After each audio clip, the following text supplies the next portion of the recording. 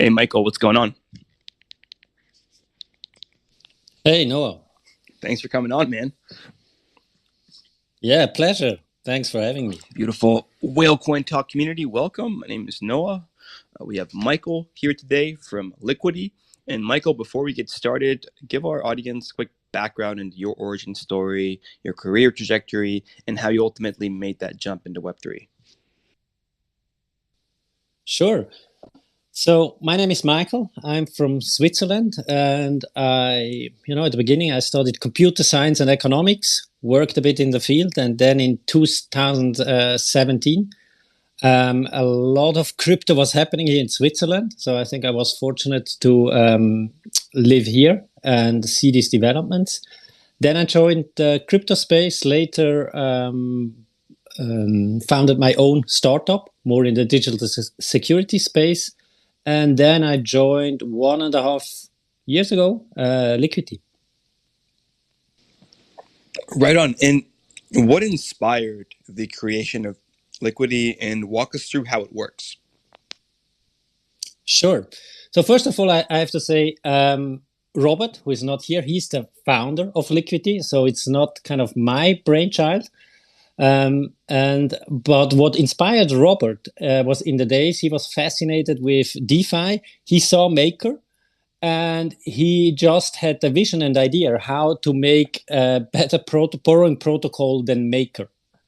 So this gives you already an idea what Liquity is. So Liquity is a borrowing protocol in Ethereum. It allows you to deposit your ETH and take out a loan against it. And why would people do that?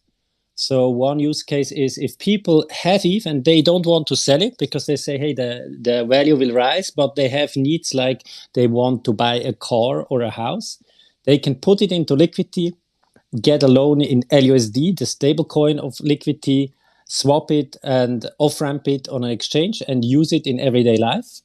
And the other thing which Liquity is very good for is getting a leverage on ETH. So getting a loan, buying more ETH, and so really something for ETH maxes. Yeah, it's a tale as old as time, right? People often wonder why some of the rich don't pay taxes on their billions of dollars of assets. It's because they don't sell the assets, they collateralize them, and they borrow against them. In this case, you guys have a 0% interest rate. How does that work? Yeah, good question. And that's really already one of the big differentiator, for example, compared to Maker, where you have a variable rate, something your people know kind of from traditional finance. You take out a loan, you have a variable rate of 1%, 4%. And with Liquity, you don't have an interest rate. You only pay a one-off fee at the beginning, and that's only 0.5%. This means the longer you hold the loan, the cheaper it gets.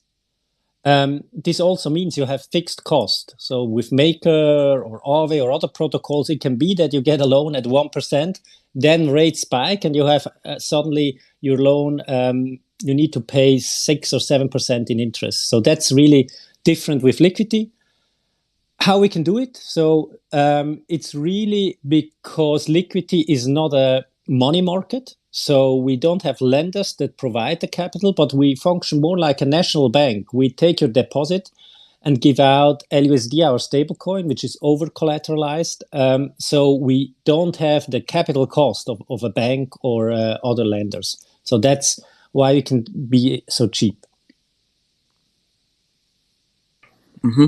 Okay, so I'm curious about a couple things. One, sorry, that's my cat. I'm curious about LUSD first and foremost. Is it fully collateralized by ETH and ETH alone? Yeah, exactly. So that's why it's the most unstoppable stablecoin on Ethereum. It can't be stopped because the Ethereum ETH is really a censorship-resistant collateral, and Liquity is built in a way it's totally immutable. So it's live since April 2021, and nobody can change anything on the system. There is also no governance. So the protocol handled all the loans autonomously. since the launch, and this makes the LUSD also really a differentiating stablecoin. So there's no other stablecoin that has these properties. Maybe only RAI comes close. All others have kind of a centralization vector. And can you dive a bit more into the governance-free automation? How exactly does it work? Who designed it? Was the protocol at one point under a governance structure, and ultimately these contracts were revoked? How does it, or renounced? Excuse me. How does it work? Yeah. No, Liquity was built from the beginning with true decentralization in mind. So since launch, they haven't been any functionality. So it was from the start immutable. And it was precisely because Robert was kind of convinced that you don't need a governance. So what do you want to govern? I mean, others have governance because they have other collateral types or they need to adjust the rates. Something he found, hey, that's what smart contracts are great in, to handle that and to adjust that. And that's how he built Liquity. So it has been from the start like that. And I mean, since April 2021, just to put that a bit in perspective and show you a bit the track record, the protocol itself has issued more than 4 billion in loans, had more than 5 billion in TVL, generated more than 30 million in revenues. So it's a top 15 DeFi protocol on Ethereum in terms of TVL. And funny enough, we are the top 3 ETH holder in DeFi, so holding ETH after Maker and Aave. That's incredible. Okay. With LUSD, you can also stake it and earn LQTY tokens. Tell me a bit about the native token, how that works, what utilities it provides, and the staking structure as well.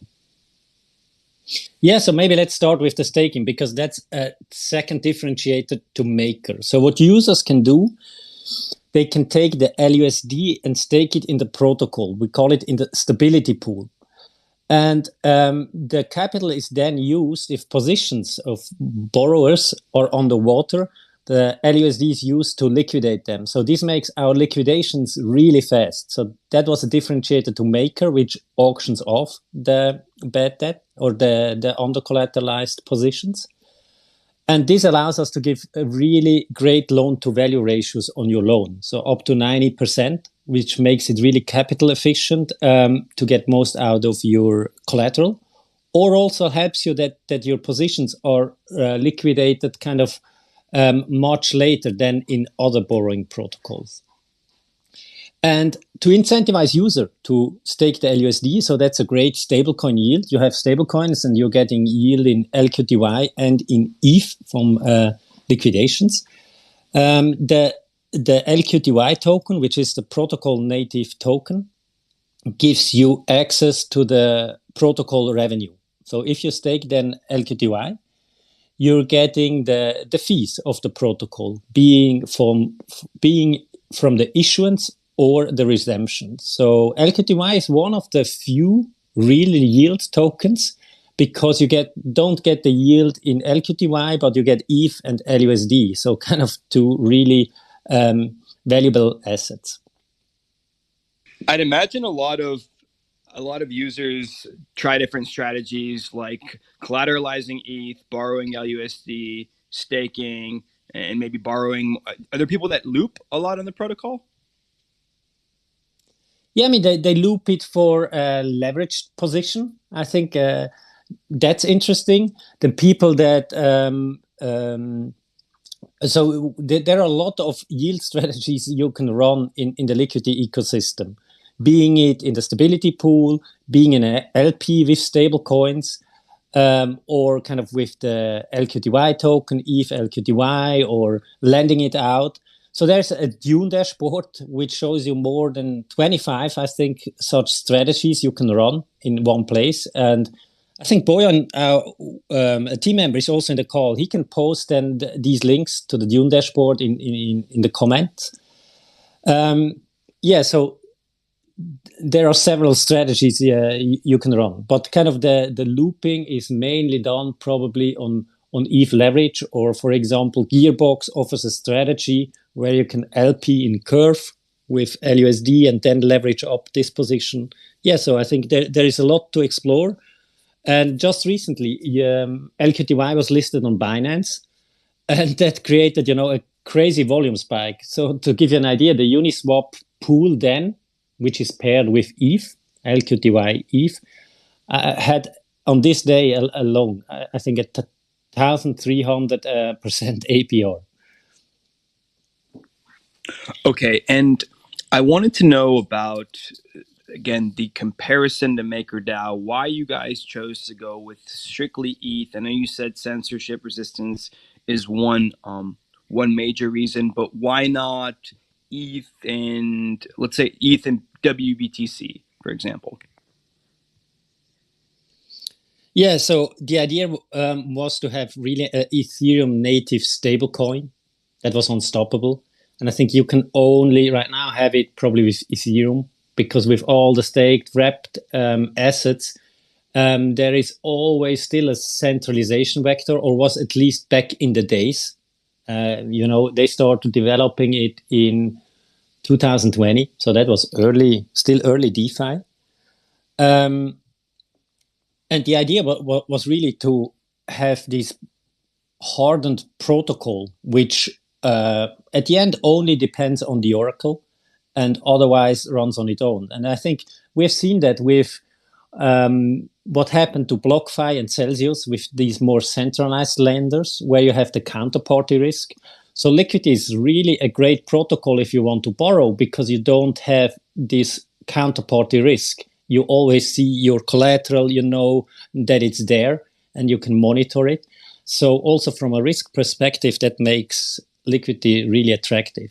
And to summarize, the three differences to Maker. So one is really the interest free. So it's cheaper, especially for longer loans. So probably not if you just take it a week. Then it's more capital efficient, because we have higher loan to value ratio. You can take out a bigger loan or get liquidated later. And the third thing is the immutability. Maker has a governance, so kind of the security you get. So terms and conditions are set in stone. There is no team that can change anything. There is not a court order that can be issued and somebody needs to claw back some of your ETH. That's all not possible. So I think these three things are the things that Liquity user value, and that have given us quite some momentum recently. Because we have seen Luna as a stable coin, seen what happens if you don't have a solid backed over collateralized stable coins. So that gave us some attention. Then you saw what happened with BlockFi and Celsius borrowing with these centralized players. Again, DeFi did really great, and Liquity in particular. And most recently, what happened to BUSD and Paxos, regulators going after stablecoins or going after Oasis, the front end of Maker, issuing court orders. These are all scenarios we will see more and more. And in my personal opinion, I think for stablecoins, there are only two ways forward. Either you're centralized and you have the licenses and you comply, or you are fully decentralized like Liquity. I think all the stablecoins that are in the middle ground will have a tough time going forward. Yeah, Michael, I think I certainly agree. I think we're going to continue seeing more and more of these sorts of cases. I'm going to play devil's advocate here for a moment and push back. So with Liquity, although it is decentralized, it doesn't mean that governments can come after it, right? They can do the same thing they did with Tornado Cash and basically say any American, for example, that interfaces with this application is breaking the law, and world governments can come together, and not just Liquity, but they can come together and attack these kind of decentralized protocols that might not adhere to the guidance or the guidelines, that they want people following. I don't know. I'm kind of just spitballing here. I know you get an idea of what I'm trying to say. What are your thoughts on that? Yeah, I mean, totally agree that this is a possibility, and I hope it won't happen. And yes, you're right. We can't protect from that. But the point I'm making is Liquity will be almost one of the last protocols kind of that will be on the list because all others are more centralized, are kind of having more vectors to being attacked. Liquidity also being neutral, there's no privacy preserving. It's really clear. Your assets going in, you're taking your assets out. It's neutral. So also from an AML perspective, I think it's quite clean. So I think if that happens, with Liquidity, then I just think, the entire DeFi space will be dead. I just think we are really at the end of the spectrum. Maybe you have Uniswap also there. But there aren't many protocols. So we're just, I think, really the last ones such actors could come after, because then Liquidity is really a public good running on Ethereum, unstoppable. And if they stop that, then kind of the entire DeFi space probably is dead. I wholeheartedly agree. And I just wanted to hear your professional opinion. So thanks for that. Walrus, welcome to the stage, sir. You have your hand up. Hey, brother. Yeah, man, I was going to comment on that note. So I agree with Michael that Liquidity and that type of code is going to be the highest hanging fruit in the scenario for regulation.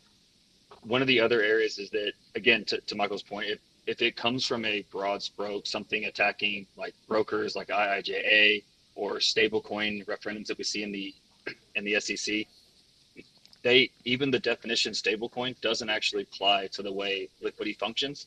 And so I actually have a question for Michael at the end. But specifically, if you actually write legislation that's broad enough to actually affect Liquidity because of the decentralized nature, because it's algorithmic, because it's not a central issuance, again, it would be one of those things that the legislation that would be written would just wreck DeFi. Or if there is a scenario where it does have to be regulated to some level, because Liquidity doesn't have commingling of funds and because there's not an exchange between anonymized users through like liquidity pools or anything like that, the front end is actually designable. So you could make a regulatory compliant front end and still run the Liquidity code. And to your point with Tornado Swap, I think that area is a discussion that we need to be more forthright on our side when it comes to regulatory bodies. And I understand this impulse to say this, but if the SEC comes and says, hey, XYZ thing is a problem, or this is something we're looking at, and our answer is it's unstoppable, it's decentralized, you can't stop it. Okay, well then you just told that regulator there is nothing between basically backing down and ban. So you made everything look like a nail and they only have a hammer. For things like Liquidity and in jurisdictions that are going to go farther than we would like, there is regulation to be had that's fair, and it can be done through wallets and through front ends. And Liquidity especially is a protocol that could remain decentralized, not be destroyed, and regulatory bodies and agencies can run front ends that would work really well with that code. Again, because you don't have that transaction between anonymized users that would cause a problem with like Uniswap. And then on that note, I wanted to ask Michael just quickly what he thought about the term stablecoin. Because if you look through, we're starting to lose control of that word, in my opinion. If you read stablecoin from the SEC in the US, they don't mean stablecoin like we made stablecoin. And I actually think that protocols like Liquidity and forks of Liquidity are going to run into a problem, because if you call something a stablecoin, they're going to treat us like a stablecoin. But Liquidity, by definition, from almost every single proposal and actual filing, is not a stablecoin the way they refer to it. They refer to Terra Luna differently than what they refer to usually the term is payment stablecoins, and they mean central issuance like Paxos, as you referenced earlier, USDT, USDC. So Canada actually put out a different term that I've never heard anywhere else, and they use the term value referenced asset. So I'm just curious on your take. I actually think that we need to stop calling things pegged to a dollar like what you get from LUSD as stablecoins, because one, I think we could actually talk ourselves into a regulatory issue, and also by legal definition, at least in the US and in many jurisdictions likely soon, it won't actually be a stablecoin. Really interesting point. Thanks a lot. Yeah, and and agree on your point. And you also brought up, the decentralized front end. So front ends are also an attack vector. And so I think that's also something we considered. So we don't, the company doesn't run a front end. So there are users and teams out there, up, I think around 20, that run these front ends. So kind of there is no single point, of access. And going back to the stablecoin, yeah. I was just going to say very, very respectfully, I would almost challenge. I 100% understand and I agree with the mentality. I'm just being particular on the wording because this is the regulatory environment we're in. I don't think that we should refer to front ends as attack surface. Those are a tool. Like I think that's what we have to. That's the thing we have to tell a regulator. Hey, don't come break ETH and add OFAC compliance at the base layer. Don't come break Liquity. If inside these jurisdictions you want to have rules that affect it, great. Don't break it. Then have compliant front ends that run like similar to like you have like Binance and then you have Binance US. You had FTX and you have FTX US. Now those are bad examples, but like this is really common in legacy where they use geofencing and other ways to actually segregate between those things. And that is the way I think to protect the base layer things like that. That would have been the defense to me for Tornado Cash. I think that's what can protect things like Liquity and these things moving forward. Like I hear you. I don't think all those things attack surface. I think we're gonna lose one of the best tools we have, which is saying, hey, you guys build regulatory front ends or allow crypto to build regulatory compliant front ends and don't come break the code. Yeah, good point. And I think it stresses you, and another thing that we should be really careful with the wording, as you did with the stable coins, or at least educate people about front ends. Are they really interacting now with Liquidity, or is a front end just helping you to craft a transaction, which is then sent to a relayer? So is it technically even interacting? Should we kind of impose these restriction? And isn't that just code that helps you to build your transaction? And shouldn't that be unregulated? But going back to your stablecoin question, I think that's really interesting. And I would love to hear your take, why you think, which are the points that you would say Liquidity is not a stablecoin and which we should stress more? So going back to your value referenced asset. Sure. So in Canada, this is the term that I've only seen there, and they used value referenced, and what they meant is I'll have to go like pull through, and this is something that if you're looking at any of the legislation, especially what comes from the SEC, you can't even read their dissertations and their releases. You have to, and I'm speaking to the crowd, obviously, brother. You have to go read the actual filings, and then you have to go pull the definitions because, like everything, it's in the details. So they say stablecoin, we say stablecoin, and we all assume that we mean the same thing, but we don't. So if you look in the US, there's the IIJA, where that's going to be an issue with the term broker, which I actually think that we should get a ruling pretty quickly to clear some of that issue up and that it for issuance. But in the US, the term that if you actually go through and read what they mean by stablecoin, they usually use the term stablecoin, and the points are that it is directly redeemable for $1. And just again, I know but for clarity, LUSD is not redeemable for $1. It's redeemable for $1's worth of ETH. So $1 is just a measurement, not what it's redeemable for. We think it's worth $1 because the way the user interface works, but it's redeemable for a portion of ETH. So it's not directly redeemable for $1. A central issuer, that can be a little gray, but I still think that there's no problem there. But the biggest one is that it's centrally issued and that it's directly redeemable for $. Those are the biggest ones. Yeah. Agree. And I think, I'm not sure if even in Europe, Mika also uses the term value reference. So just it sounded familiar to me. And this especially in the US, I know that in most common law it's similar in the UK and Australia. Europe, I'm not that familiar with, but there's many places in just across all the frameworks, where if you call something something, or if you market something as something, then that's how you're going to get treated. So like in the US, like this is a funny example, but if you take a bag of oregano and you sell it to someone and you tell them it's marijuana, you go to jail for selling drugs, even though you didn't sell them drugs, but it's because that's what you said it was. So that's how people interact. And it's similar in many legal frameworks. If you call something XYZ, one, you can, there's issues about, false labeling and marketing, but you can also be regulated that way because that's what you said.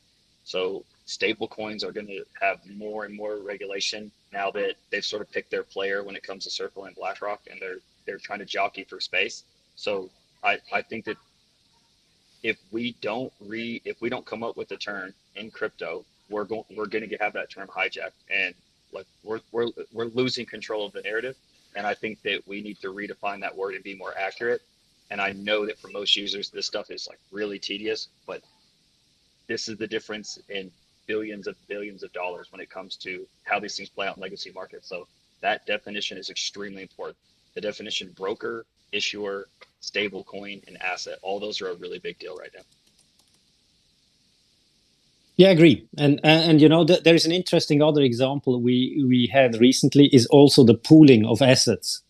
Pool is terrible from an AML perspective. So kind of, we are commingling funds. So that's something we really looked carefully with Liquity, and it makes it really interesting also for more traditional financial player. So we did a use case, or a broker here in Switzerland has an offering, which I think is really unique, because I think it's almost the first time that a TradFi customer takes out directly a loan with a DeFi protocol. So what their customer can do is, instead of taking out the loan with Bitcoin Swiss, the broker, on their balance sheet, Bitcoin Swiss just facilitates the loan with Liquity. So at the end, the counterparty to the customer is the protocol. And this was only possible because we could show that kind of we don't have a commingling of funds, which is usually then really a problem. And that was mainly also the case, that the protocol was clearly decentralized. There is no counterparty. And it just shows the value of building protocols like that. Makes it also easier for TradFi players to interact. And for me, it's another example which is really, really dangerous. Talking about pooling assets, because then every regulator will kind of the alarm bells will go off with them. And I think we can show with the transparency of blockchain that we can trace these assets, and that the assets, actually not the assets itself, but the accounts of the users stay tainted or not. So that's just something that came up when you talked about that. But we are already really in the weeds. So maybe Noah, you can tell where you want to take the conversation. Oh no, I'm still here, and I love the, I don't even want to say tangent. I love the direction that Walrus took this conversation. They're phenomenal questions, and some of the questions that I wasn't even thinking of, they weren't even popping up in my head. It is interesting to see, or rather interesting to think about the fact that a lot of this is going to come down to a game of semantics, right? Just the language alone is going to make a difference in whether or not certain things are regulated and certain things are left alone. Is that kind of what you're getting at, Walrus? I'm getting that there's a game that will be played there. And I think semantics is a good term, and conversation up is it's a conversation that the majority of crypto won't care about, and that's on purpose. So if you look at where the stuff, it's Infura with nodes, it's BlackRock and Circle on stable coins, and the OFAC compliance at the base of Ethereum. So those players come in and they try to censor, and they try to take control in ways that don't change the user experience. So everyone can sit and raise their hand. Hey, did anything change when BlackRock came in? Nope. Everybody's still using MetaMask and Infura nodes? Yep. Everybody's still using Ethereum. Anyone here actually get sanctioned by OFAC? Anyone had transactions blocked? Nope. And yet we still have a huge amount of censorship and centralization come in because these guys are good at stuff. And this semantics on this side is they want that to sort of be the battleground, because no one cares. No one cares except for a handful of people that realize how impactful it is on the space. And things like Liquity are some of the best tools ever built in crypto, full stop. It is that good. Being able to denominate value, being able to maintain price exposure, being able to do all those things in ways in which there's no pooling of funds, where there's extremely limited governance. This is some of the best code ever written. Michael and Robert and that team, incredible. We have other stuff going on. I don't want to talk about my stuff here. It's a good space. Those things are really important to protect. And so that semantics on regulation is like, that's where the battleground is. And then on the other side, if we don't understand the shortcomings of TradFi and some of these issues, then we can't really understand and explain why crypto is better, why Liquity is better. So if no one understands what admin keys are, they don't understand why LUSD is better. They don't understand that there's no commingle of funds. They don't understand why Liquity is better.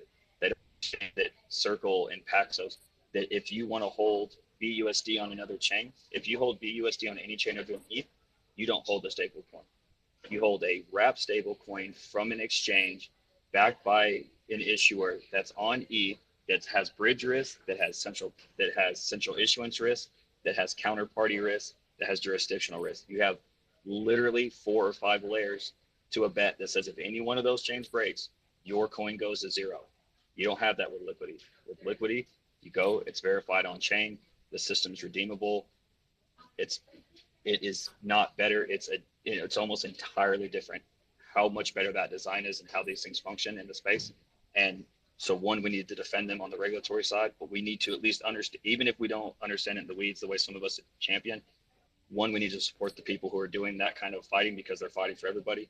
And people need to at least have an idea of, oh, that's what crypto's about. That's why this stuff is better, so that we can understand the direction to take in the future. Beautifully put. Michael, I want to take it back to you really quick, and wanted to ask you, you guys have established there's no governance.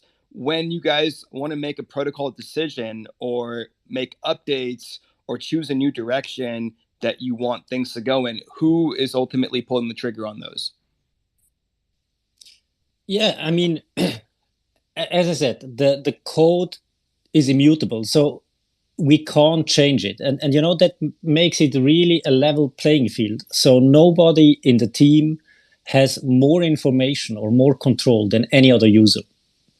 But this also means we can't change anything. So the system will be there as long as Ethereum runs in the way it is. As I said, terms and conditions set in stone. What you can do now is build on top of it. So other protocols can use Liquity, can build products on top of LUSD or LQDY. And if we wanted to add features, or in case, I don't hope so, but in case something goes wrong and we need to make a new version, then it works similar like with Uniswap. So I really like also Uniswap, because from the decentralization point, because it's also immutable. And they deployed first Uniswap V1, then V2 and V3, and they live in parallel. The only difference with DEX, it's much easier. It's also easier to bring it on an L2. With a stablecoin, because we have LUSD, the stablecoin, if you deploy now a version 2, you have another stablecoin, a second one, which need to be integrated, which needs to have liquidity and all these things. And that's the tough part. So it's not so easy like with a DEX. And we've seen that, Liquity is also one of the top 10 protocols that have been forked. So kind of really forked very often. But it's really hard. So the technical part, copying it and deploying it's actually the easier part than building out the ecosystem, getting the traction and the utility is much harder. So that's why most of these forks then also failed. Crystal clear on that. I wanted to go back really quick and ask you about liquidations. How do liquidations work? And yeah, just take us through what a liquidation looks like for the average user that's over leveraged, and there's a price drop in ETH, and yeah, sure. I think it's an important mechanism one should understand. So let's start with a concrete example. let's say you put 10 ETH into Liquity, so that's your collateral. Let's say it's worth 16,000. Then you can take out a loan, for example, for 10,000. You get that in LUSD. And now you need to monitor the price of ETH. If ETH raises, so everything is fine because your collateral gets worth more. But if ETH drops, let's say in half, so the value drops in half, then the collateral in ETH that the protocol is holding would get less valuable than your loan. So the protocol needs to protect itself to acquire bad debt. So in case the loan is approaching 110% collateralization ratio, it gets in danger that it's liquidated. And liquidated means that somebody can buy the ETH collateral, which is worth 110% for the price of 100%. And Liquity has this instant liquidation. So you don't, as a user, you don't need to monitor these positions to be able to liquidate that, but you can just deposit your LUSD in the stability pool. And as soon as the protocol detects that a position is now liquidatable, it will do so with the funds of the users, which is in the stability pool. And what that means is you can keep your LUSD, but your ETH that has been at that point probably been worth 110% of your loan, so let's say 11K, has been liquidated. So you don't own it anymore. So that's usually, you don't want to get in that situation. You can avoid that by repaying your loan, adding more collateral. These are the two main ways for the borrower. For the users that deposit into the stability pool, there is a really interesting strategy to do so. So first of all, you get a yield on LUSD, but it's a really cool way to dollar cost average into ETH. So let's say you have the price drop, and you don't need to worry, okay, when do I need to buy ETH? When is the dip? Usually, our positions in the protocol are liquidated kind of really at the dip. So a lot of positions get underwater and then they are liquidated. So if you have your stablecoin LUSD in the stability pool, once positions are liquidated, you are buying the ETH, usually at the dip and at a discount of around 9%. So if you deposited $1,000 in the stability pool, after a steep price drop, you may only have $500 worth of LUSD, but you have cheaply bought ETH that is more valuable than the 500 LUSD at that moment that you forego.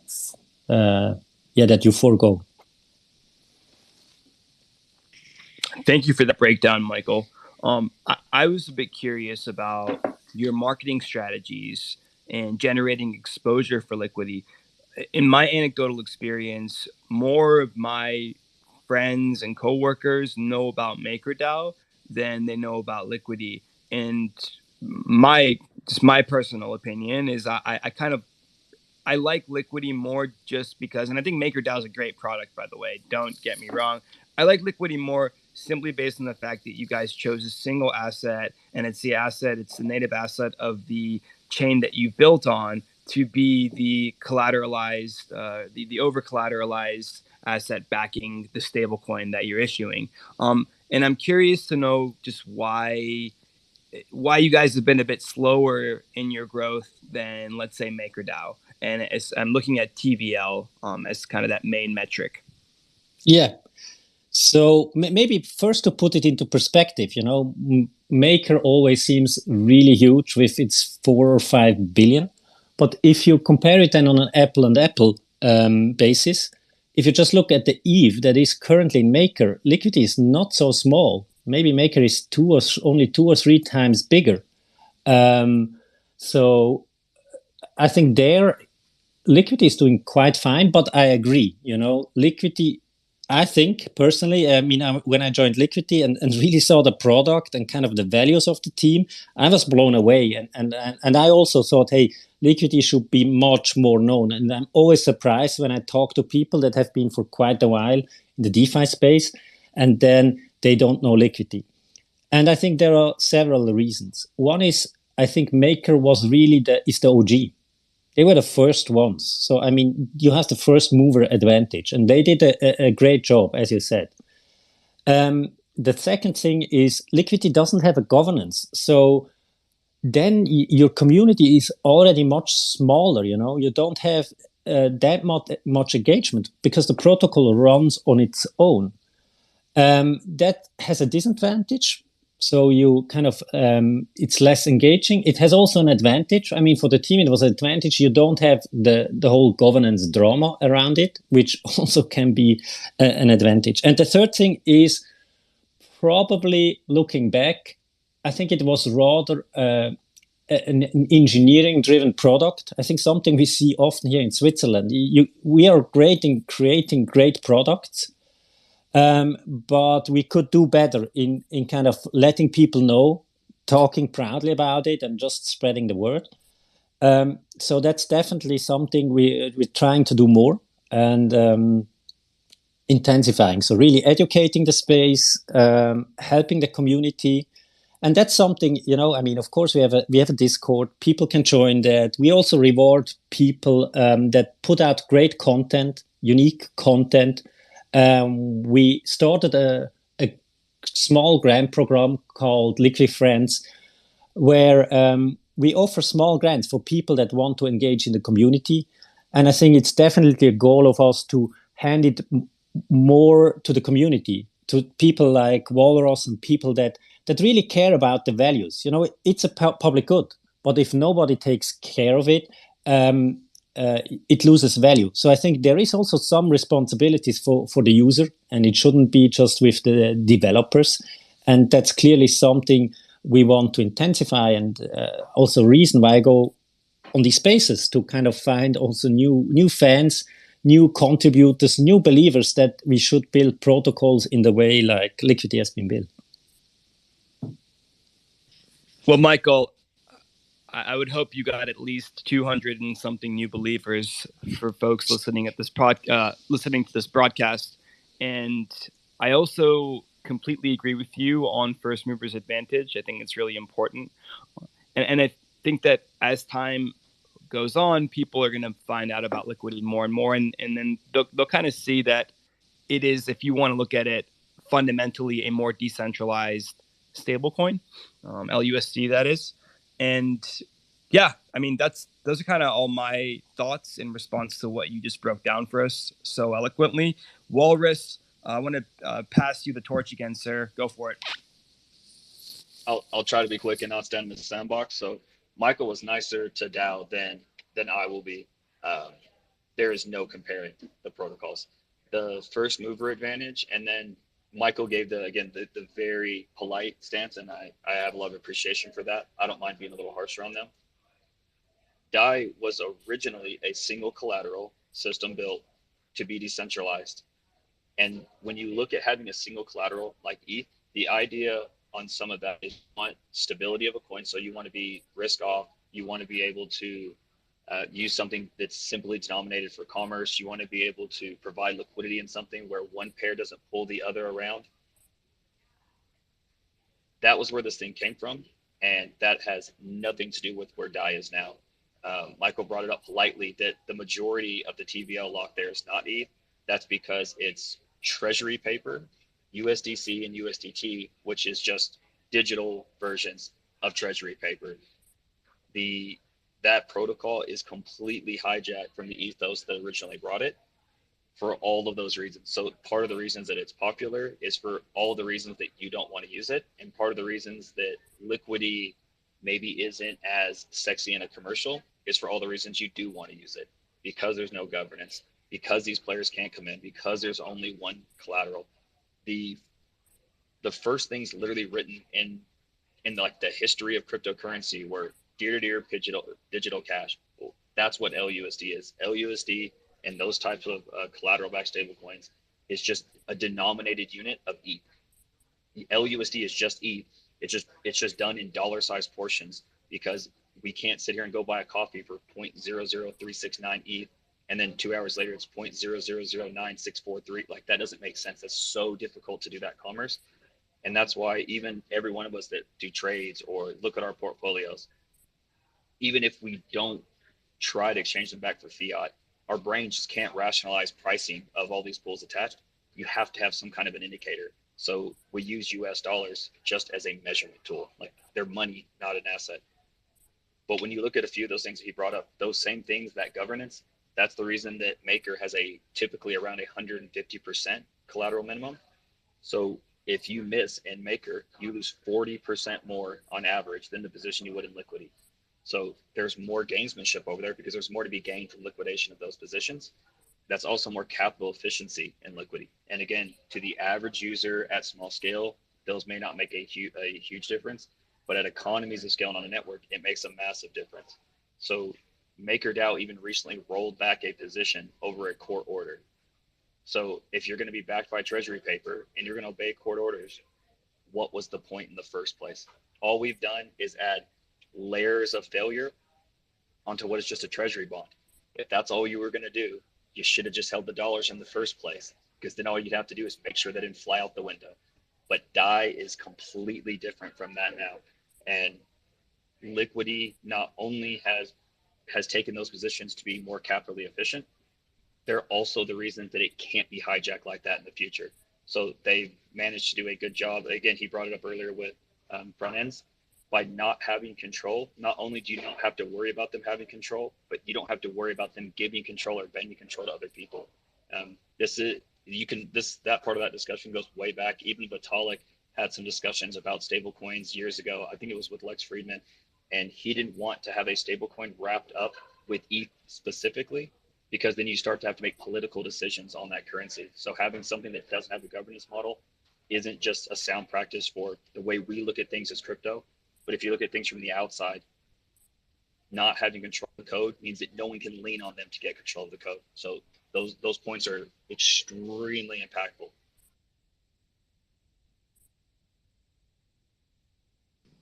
Hey, thank you again, Walrus, for that breakdown. You've been a major contributor to this broadcast. Excuse me, I've been a bit of a hard time talking today.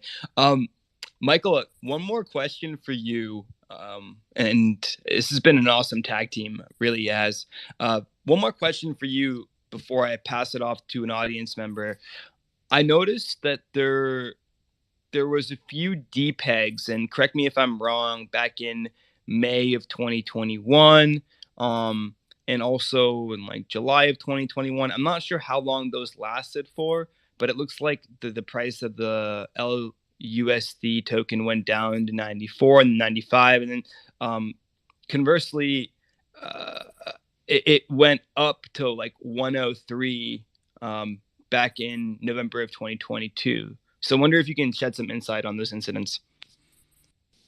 Yeah, sure. Yeah, you're totally right. So I think users need to understand LUSD and how it's pegged. So LUSD just guarantees a hard peg from 1 to 110, and it can fluctuate in between. Mostly it is around 1, but there is a hard peg below 1. So I think the price with 99 cents, that was really short, because people can at any time redeem their their LUSD against the ETH in the protocol, so at $1 value. So as soon as it's below, people will redeem and the price will go up again. Actually, in the beginning, with single collateralized DAI, that was also differentiated to Maker. So this direct redeemability was also a great feature. And now it helps the peg. The other thing, it can go above peg, but also above 110. There is a strong arbitrage opportunity, which kind of will be instantly orbed. So it's very unlikely that the price will long stay above 110. But in between, it can fluctuate. And we had more recently, the LUSD was around 103 for quite some time. So people need to be aware of. It can have advantages and disadvantages if you borrow or if you buy LUSD. And this was mainly because we are also in a bear market. I mean, LUSD is only minted if people borrow. So in a bear market, not a lot of people borrow or leverage their ETH. So there is more demand for LUSD than there is supply, which lets the LUSD depeg a bit. And as soon as this improves, so usually also in bull market, the peg is really good. But I mean, that's the LUSD is designed like that. So it's not a bug, but I think people need to be aware of. It opens up also some interesting strategies. For example, opening then a loan when it's above peg is interesting. Or buying now LUSD as a treasury asset is also interesting if it goes then up in price. But this is how it's designed. So because it's not directly backed, as Walrus said, with treasuries, and it's with ETH, and it has this volatility, that's as good as it gets. But I think for a fully decentralized, over-collateralized stablecoin, that's quite an achievement. I mean, if you look into the stablecoin space, 99%, are backed by mostly centralized collateral or governed by DAOs or multi-sigs. So LUSD and Liquity are really unique, and all others have kind of these hard assets you can redeem against it.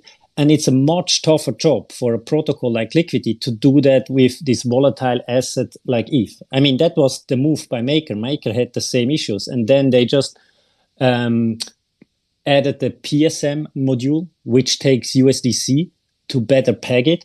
But I think you have the kind of the negative effect that now DAI is backed by treasuries, as Walrus said. Absolutely. And just to be clear to audience members listening, both the couple times that this happened in 2021 and when this happened in 2022, they were very short periods and the price converged back to its peg. So just wanted to throw out that disclaimer, and also ready to pass the torch to a couple of my audience members. Let's go with Aisha first. Yeah, thanks, Noah. I'm interested in learning more about how LUSD adoption is being promoted and expanded, particularly with regards to growing its utility and use cases. Specifically, I would like to know if LUSD is currently accepted at any online and physical stores and what other real world applications it may have. Yeah, so LUSD is really anchored in DeFi, so I start there. So happy to see, and we support some projects that use LUSD for strategies or are building on top of LUSD. Also seeing LUSD being adopted on layer 2s like Arbitrum and Optimism. So I think that's great. We've also seen AdStack building a bridge to mainnet. So from their privacy preserving L2, you can get a loan, which I think is really cool. And then from the adoption of LUSD, so I think there are some Mover has, for example, a debit card, which I think is really nice. If you are a DeFi developer, holding your assets in LUSD is great because they kind of your keys, your stablecoin, which is, as I said, not the case with 99% of the other stablecoins. And then having a card you can top up and then pay. That's probably the easiest part or bridge to CeFi. Otherwise, usually you would swap it into a stablecoin and then off-ramp it to an exchange. Understood. Okay, I also want to know, are chicken bonds separate entity or it is under the umbrella of Liquity? And also, how are chicken bonds dynamic NFTs supporting growth and sustainability of Liquity? Yeah, great question. So chicken bonds, for those who have heard, has been developed by the same team. And it's a product built on top of Liquity. which should help the protocol to get protocol-owned liquidity. So right now, the Chicken Bonds holds 1 million of LUSD in a curve pool, which helps with the liquidity, and another 7 million of user assets that is provided through the protocol. And it gives users an amplified yield on the stability pool. So that was the original idea. And it's something for more pro users which like to trade these opportunities. But as I said, protocol on liquidity and an amplified yield, that was the main idea. And you mentioned the NFTs, and that was an amazing experience. So Chicken Bonds, it's a bonding mechanism. So you can bond your LUSD and you get a boosted LUSD, which gives you an auto-compounded yield of the stability pool. So as in the same way you could deposit LUSD in the stability pool, the protocol does it for you, auto-compounds and boosts it. And the cool thing, these positions are NFT. And something which the protocol did, and I think it's also very unique. We made these NFTs dynamic. So imagine you have now a portfolio of your bonds, which are NFTs, and depending on your actions, if you kind of claim your bond, if you cancel your bond, if you're still bonding, the NFT is an egg, becomes a chicken that runs away, or a chicken. And based on kind of the loan size, based if you're holding Liquity, based on if you're LPing with Liquity, you get special features. So we gamified the whole experience. And I think that was really an interesting experience also for us to see how people reacted to that, how it made it easier to interact with the protocol. But the NFTs are really a visualization of your portfolio. Of course, they are a piece of artwork, but I think the nice thing is really how we used it in this dynamic, interactive way, presenting your portfolio. I mean, imagine in your e-banking, in your normal bank where you have your shares, it's so boring. And I think we just made it fun. And yeah, I really liked that we built that into the Chicken Bonds, which is also an immutable protocol, which we can't change, which has been deployed, which is running on top of Liquity. So again, back to your questions, the team developed it. Now it runs on its own, and it's intertwined with Liquity, but on top. Awesome. Thank you. Thank you so much for answering. Thank you for the question. Just quickly, I got to jump out. So Noah, thanks so much for letting me share the stage. Michael, I appreciate the questions and all the great work your team has done and for the engagement. So wish y'all the absolute best, guys. Y'all be safe. Thanks, Walrus, for the very insightful comments. Yeah, thank you so much for coming on, Walrus. That was awesome. Absolutely, John. Appreciate y'all. Captain Levi, you're up next, sir, and then we're going to wrap things up. All right. Thank you, Noah. Okay, so I do have just two questions. The first one was an observation, and the second, I would just like your input on it. So when I checked the sites, the front end sites, I saw different kickback rates. The kickback rates for the second to the last one, Liquity IR, which is a Persian related site, it promises a kickback rate of 90%. Then the last one is Liquity World. I decided to randomly pick these two. While the first one just kept me on a welcome page and really didn't take me anywhere else. Liquity World didn't really load. It was telling me that the site, there was no DNS access to that site. So are some of these sites based on a per country basis? And is this site updated?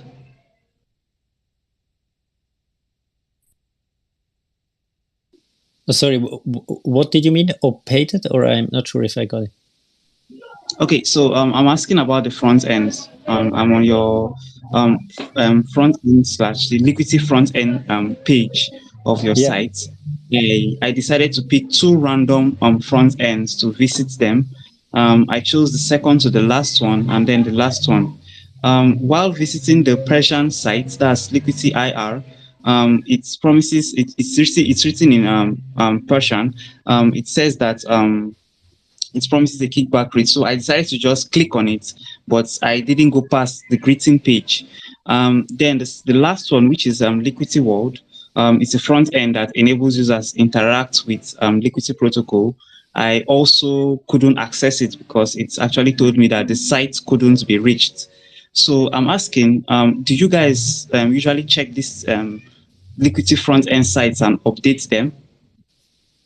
Yeah, so what we do is really taking feedback from user as you, and kind of if these sites aren't working, so we're taking them then down. So that's just a suggestion of lists of front ends. And yeah, so happy to get this feedback and look into that.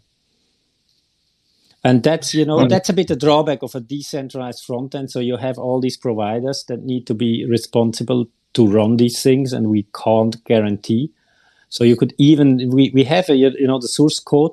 You can even run your own front end if you want to be sure. But usually, especially the upper ones are up and running. And something you mentioned, the kickback rate, I think that's important. That's something the front end gets, but it's only gets it not for the borrowing. Borrowing, you don't pay any fees on any front ends. Also not for the LQDY staking. But if you use the strategy depositing LUSD in the stability pool, there the front ends can take a cut. So 99% kickback rate means 99% of the yield you get on your stability pool strategy is getting back to you, and the front end takes 1%. Oh, that's actually awesome, Michael.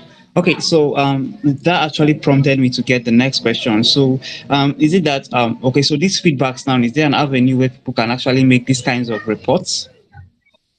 Yeah, sure. Ideally on Discord.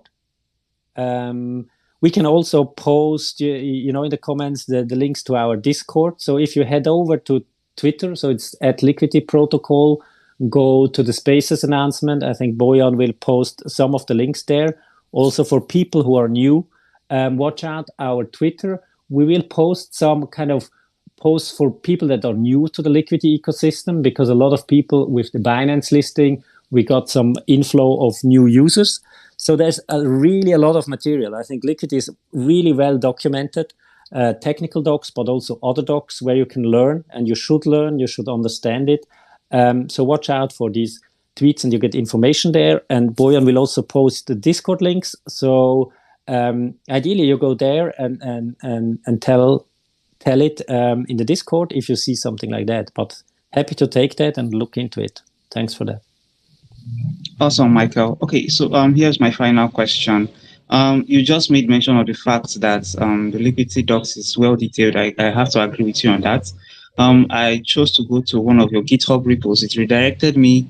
One link led to another, and it redirected me to a part where I understand that there's a version 2 coming up. Could you tell us about this migration to version 2? And how is it going to be going about? Because I can see some pull requests here. And it seems that there's only one developer that is making answers to this, or is this a team of developers under the name Bingen? Sorry, my connection was a bit bad. Not sure if I understand the question concerning the GitHub. Usually we don't answer questions on GitHub. We have also kind of deaf people in the Discord. So, but there was some interruption. Not sure if that answered your question. Okay. So could you tell us about the migration to version 2? I actually saw it on your GitHub. Is this something you can talk about? A version 2? Yes. I guess he was curious about the migration to version 2. Yeah, so there's no migration to version 2. What we do, what do you do with developer team that has an immutable protocol? The developer can't do anything anymore. So, of course, what we have done, for example, with Chicken Bonds, we bring new product. And right now what we are doing is researching kind of how can we make Liquity better? And not just incremental, but really looking at how can we design a stablecoin better in the way Liquity has done. And we haven't seen much innovation. So what I can tell is that we're looking in different ideas. And that's probably what you see on GitHub, exploring stuff. but it's really early and in the research phase. So we have some ideas, but it's I would still call it research phase. We are not even in the development phase. So that's what our developers are currently doing. No, that actually proves that you have an active research and development team that are working in the background to make sure that things at Liquity actually works as seamlessly as possible, and where it's possible, you run scaling. I really want to appreciate your detailed answers to my questions, Michael. I wish you guys the best, and I hope that the Liquify project stays bullish onward. Thanks, Noah. Over to you. Thanks. Yeah, cheers. Michael, I know we're a little bit over time, and I want to thank you for coming on today. We learned a lot, and I do hope that the word of Liquity continues to spread across the industry. I think more people should know about this protocol and the proprietary software, the proprietary code that has made it all possible. I'm quite bullish on it, and I wish you all the best. If you want to leave any final words to our community, go ahead and do so now. Yeah, first, thanks for having me. I think an amazing community. This was one of the best spaces, very, very insightful comments, people that know Liquity. So it was really a pleasure. And the only thing I can say, if you like Liquity, we would like to welcome you. Head over to our Discord, watch out on our Twitter, on the tweets and links we post. And thanks a lot. Cheers, Michael. Thank you and best of luck. Whale Coin Talk community, you're listening to another episode of The Aquarium, brought to you by the team at Whale Coin Talk. My name is Noah. Remember that everything you hear on these broadcasts is meant for educational purposes only. Nothing is financial advice. So be safe out there, and we'll see you all in about, an hour for the next one. Take care.